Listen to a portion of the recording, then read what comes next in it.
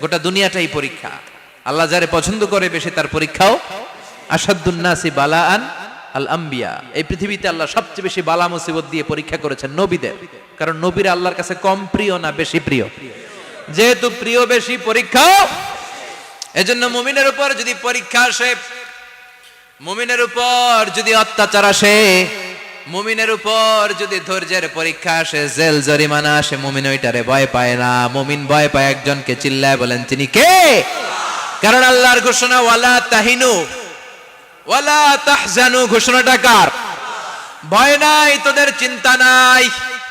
আনতুমুল আ'লাউনা in কুনতুম মুমিনিন, তোমরাই বিজয়ী হবা যদি মুমিন হও, যদি মুমিন হও। এজন্য ধৈর্যের পরীক্ষা দিতে হবে, আল্লাহর উপর তাওয়াক্কুল করতে হবে, অত্যাচার আর জুলুম আল্লাহর নামে সহ্য করে যেতে হবে। চিল্লায় বলেন ঠিক কি না? কারণ মজলুমের সাথে আল্লাহ থাকে। মজলুমের বদদুয়াকে বিশ্বনবী ভয় করতে বলেছেন, কারণ মজলুমের বদদুয়ার মাঝে আর আল্লাহর মাঝে পর্দা থাকে।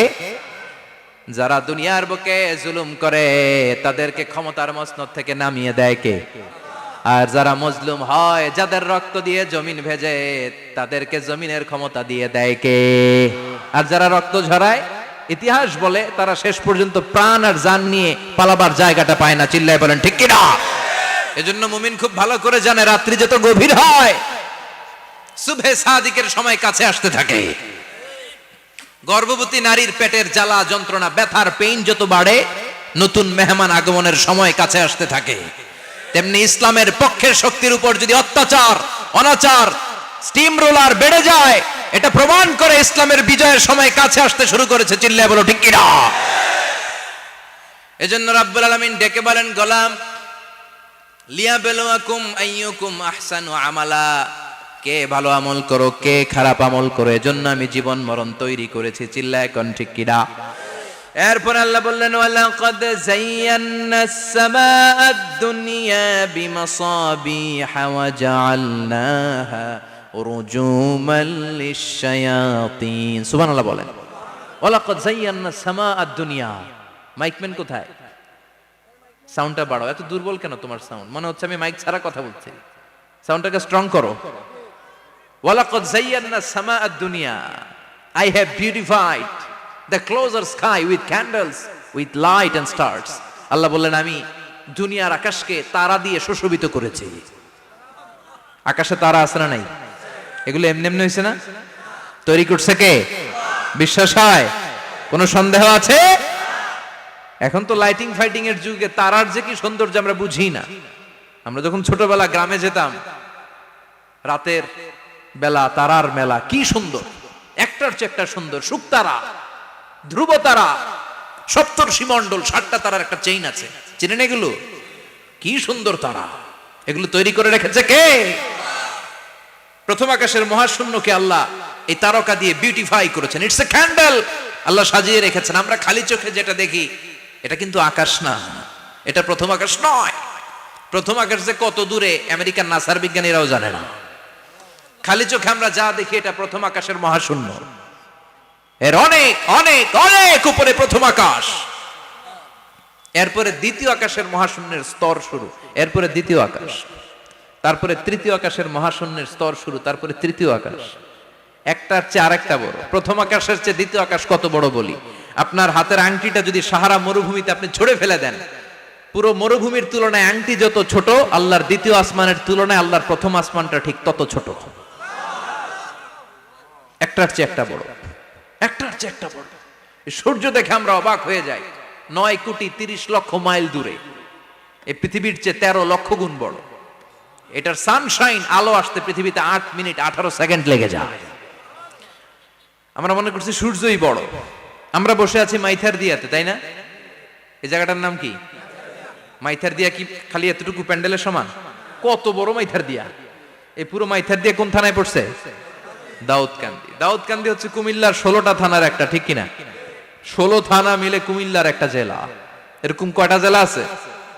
64 জেলা। এই 64 জেলা মিলে আমাদের সুজলা সুফলা শস্য শ্যামলা ডিজিটাল বাংলাদেশ। কথা কন। আর বাংলাদেশ হচ্ছে পৃথিবীর সবচাইতে বড় দেশ। হ্যাঁ, 64 জেলা, এরপরে ছোট। যাদের অ্যাটলাস ম্যাপ নিয়ে যাদের ধারণা আছে তারা দেখবেন বাংলাদেশ এই শব্দটা লেখার জায়গাও আমরা পাই না। মানচিত্রে বাংলাদেশ শব্দটা লেখার জায়গা পায় না। বিআরএ উঠে যায় ইন্ডিয়ার উপর, আর ডিএসএচ উঠে যায় আবার ইন্ডিয়ার উপর। মাঝখানের দুইটা অক্ষর বাংলাদেশের উপরে পড়ে। চিল্লায় বলেন ঠিক কিনা? কত ছোট দেশ, পাশের ইন্ডিয়া 20-25 গুণ বড়। ইউরোপ আমেরিকার অনেক দেশ আছে, আমেরিকায় বাংলাদেশের চেয়ে শতগুণ বড়, কানাডা কয়েকশো গুণ বড়, রাশিয়া কয়েকশো গুণ বড়।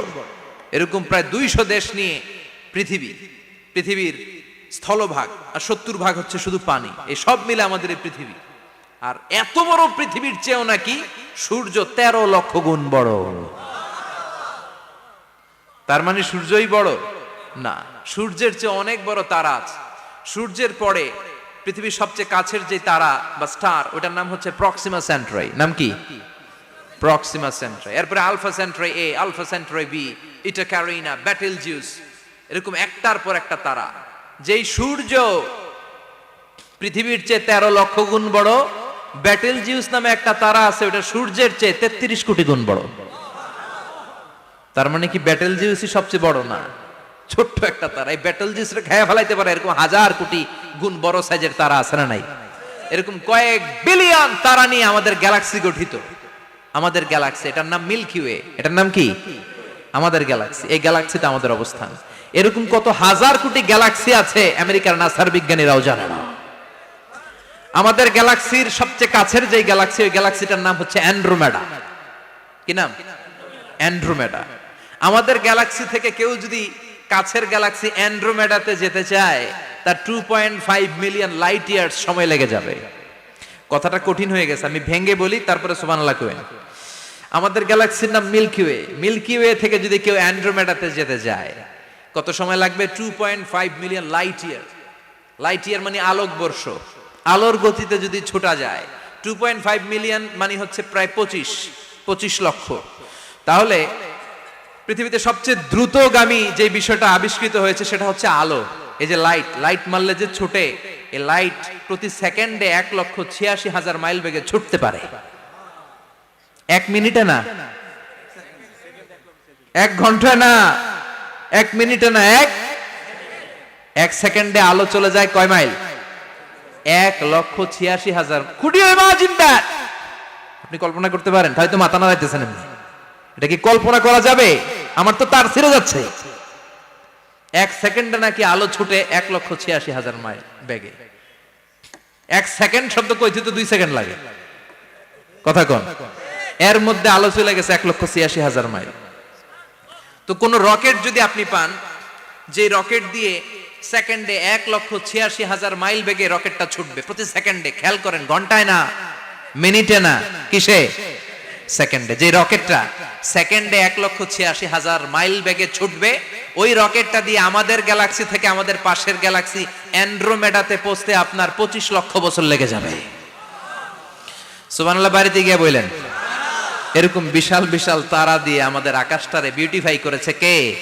এজন্য আল্লাহ বললেন, ওয়ালাকাদ যায়্যানাস সামাআদ দুনিয়া বিমাসাবিহা ওয়া জাআলনাহা রুজুমাল লিশ-শায়াতিন। আমি এই দুনিয়ার আকাশটারে সুন্দর সুন্দর তারকারাজি লাইটের মতো সেটিং করে সুশোভিত করেছি। আবার এই তারকা দিয়ে আমি শয়তানদেরকে প্রহারও করেছি। সুবহানাল্লাহ। শয়তানদেরকে আল্লাহ তারা মেরে আঘাত করে। সুবহানাল্লাহ বলেন। এরপরে এই সূরার প্রথম রুকুর শেষে আল্লাহ বললেন, ওয়াসিররু কাওলাকুম আও ইজহারু বিহি ইন্নাহু আলিমুম বিযাতিস সুদূর আলা ইয়ালামু মান খালাকা ওয়া হুয়াল লাতীফুল খাবীর। আল্লাহ বললেন, ওয়াসিররু কাওলাকুম, তোমরা যদি গোপনে কথা বলো, আও ইজহারু বিহি, কিংবা স্পষ্ট করে বলো, সব শুনে কে? আপনি যেমনি বলেন শুনবে কে? বলেনই নাই, শুধু মনে মনে ভাবছেন, শুনবে কে? সুবহানাল্লাহ কইবেন না? সাত আকাশের উপরে, আরশের উপরে তার অবস্থান, সাত জমিনের নিচে কোন গোপনতম প্রকোষ্ঠে, কোন ছোট্ট বাক্সের ভেতরে যদি কোনো পিপিলিকা নীরবে হেঁটে যায়, আল্লাহ বলে আমি ওই পিঁপড়ার হেঁটে চলার পায়ের আওয়াজটাও শুনতে পাই। এজন্য কেউ যেটা শোনে না, শুনে কে?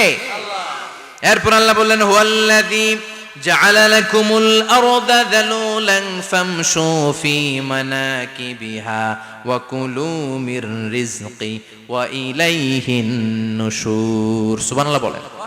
আল্লাহ ডেকে বললেন, গোলাম তোমাদের জন্য জমিনটারে আমি বিছানা বানিয়েছি। আল্লাযী জাআলা লাকুমুল আরদা ফিরাশা, জমিনটারে বিছানা বানিয়েছে কে? এই বিছানার মতো সমতল জমিন দিয়ে তোমরা হেঁটে বেড়াও, চলে বেড়াও, হেলে দুলে পড়ার সুযোগ নাই, ঠিক কিনা? এই যে মাইথার দিয়ে আর আজকের যে ময়দান, এটা যদি বিছানার মতো সমান না হইতো বসতে পারতেন? কথা কন। এই ময়দানের প্যান্ডেলের এদিক দিয়ে উঁচা, এদিক দিয়ে গর্ত, এদিক দিয়ে নিচা, এদিক দিয়ে খাড়া, কেমন হইতো? কথা কন। কেউ আমারে দেখতো, কেউ দেখতো না, কেউ দাঁড়াইয়া, কেউ বৈশা, আছে না নাই? কিন্তু জমিনটারে সমতল বানালো কে? আপনি যদি বিমান থেকে যদি আপনি দেখেন, বিমানের গ্লাস দিয়ে, জানলা দিয়ে যদি আপনি নিচের দিকে তাকান, আপনি দেখবেন মনে হবে পুরো জমিনটাকে আল্লাহ সবুজ কার্পেট দিয়ে কার্পেটিং করে রেখেছে। এই সৌন্দর্য দিয়েছে কে? আবার রব্বুল আলামিন বলেন, জমিনটারে সমান দেখে, কার্পেটিং দেখে মনে করো না তোমরা বেঁচে গিয়েছো। আমার দেয়া বিধান আমার জমিনে যদি কায়েম করতে না পারো, এই কার্পেটিং করা জমিনের ভেতরে আযাব আছে না নাই? এই পুরো জমিনের ভেতরে আছে আগুন আর আগুন। আগ্নেয়গিরির অগ্নুৎপাত জ্বালামুখে বিস্ফোরণ করে দিয়ে গোটা বিশ্বটারে মুহূর্তে মেসাকার করে দিতে পারে কে? এজন্য আল্লাহ ডেকে বললেন, গোলাম আমিনতুম মান ফিস সামাই আন ইয়াখসিফা বিকুমুল আরদা ফাইযা হিয়া তামুর, তোমরা কি ভেবেছো নাকি বেঁচে যাবা? আমি চাইলেই পুরো জমিনটারে কাঁপিয়ে দিতে পারি। আন ইয়াখসিফা বিকুমুল আরদ, খাসাফ মানে ল্যান্ডস্লাইড। খাসাফ মানে কি? ল্যান্ডস্লাইড, ভূমিধস, ভূকম্পন, আর্থকোয়েক, আছে না নাই? বাংলাদেশে তো ভূমিকম্প হয় না, না? টের পাইছেন? মাঝে মাঝে মাঝরাতে হয় না? 3টার দিকে নিজেই দৌড় দিব না বাচ্চারা লইয়া দৌড় দিব, লুঙ্গি পইরা দৌড় দিব না লুঙ্গি ছাড়া দৌড়াম, কথা কম। এই ভূমিকম্প আছে না নাই? আল্লাহ বলে, মনে করো না জমিনটা সমতল, কার্পেটিং করে দিয়েছি, এই কার্পেটিং এর ভিতরেও আগুনের দলা আছে না নাই? আবার আল্লাহ বললেন, আমিনতুম মান ফিস সামাই আন ইউরসিলা আলাইকুম হাসিবা, নিচে যেমনি কার্পেটিং করা জমিনের ভেতরে অগ্নুৎপাত রেখে দিয়েছি, মাথার উপর থেকে আযাব দেওয়ার সুযোগ আছে না নাই? চাইলে আল্লাহ অগ্নি বৃষ্টি দিতে পারে, আগুন বৃষ্টি দিতে পারে, ঠান্ডার বজ্রপাত দিতে পারে। আপনারা লূত আলাইহিস সালামের কওমের নাম শুনেছেন? তারা হোমোসেক্সুয়ালিটি, সমকামিতা করত, ফলে আল্লাহ তাআলা বিশাল এক চিৎকার মেরে সাইয়েদনা জিবরাইলের মাধ্যমে পুরো জমিনটারে শেষ করে দিলেন। ফাজআলনা আলিয়াহা সাফিলাহা ওয়া আমতারনা আলাইহিম হিজারাতাম মিন সিজিল, তাদের অপকর্মের কারণে জর্ডানের ওই এলাকাটাকে আল্লাহ বললেন, জিবরাইল এলাকাটারে হাতে তুলে নে, আকাশের উপরে তুলে পুরো এলাকা সহ মানুষ সহ জমিনের মধ্যে গেড়ে দে। জমিনের নিচের মাটি উপরে নিয়ে গেল কে? উপরের মাটি নিচে নিয়ে গেল কে? পুরো জায়গাটা এখন ডেড সি হয়ে গেছে। কি সি? ডেড সি নাম শোনেন নাই বোধহয়? আজকে শুনে রাখেন, এটারে বলে মৃত সাগর। এটা গজবের জায়গা, ওখানে মানুষও ডুবে না। লবণের ডেনসিটি, সল্টের ডেনসিটি এত হাই, এই পানির মধ্যে এত গজব, এর মধ্যে কোনো মাছ জন্মায় না, চিংড়ি জন্মায় না, কাঁকড়া জন্মায় না, ব্যাং হয় না, শ্যাওলা হয় না, কিচ্ছু বাঁচে না। এটা গজবের জায়গা। চিল্লায় বলেন ঠিক কিনা?